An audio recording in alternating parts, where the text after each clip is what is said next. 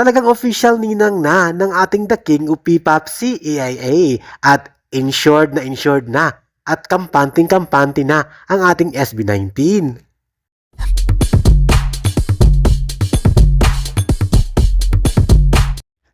Sa panahon ngayon, lalong gumagwapo, maaliwalas, at syempre kampante, masaya ang ating boy band ngayon na SB19 dahil sa AIA Philippines Insurance na kung saan sila ay insured na at kampante, kitang-kita sa mga mukha nila, lalong gumagwapo ang kanilang mga faces. Ito nga naglabas ng video ang SB19 at AIA sa kanilang insurance company na account sa Facebook. Happy ang mga boys natin at kinonfirm nila na sila na ang new ambassador ng AIA aside kay Catherine Bernardo.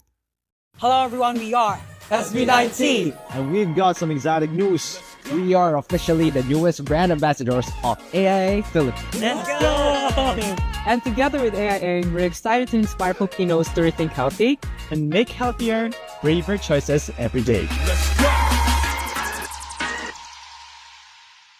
Maraming pa-update si Ninang AIA at mayroong my story na kung saan nakakapagbigay ng inspiration sa mga taong gustong kumuha ng insurance.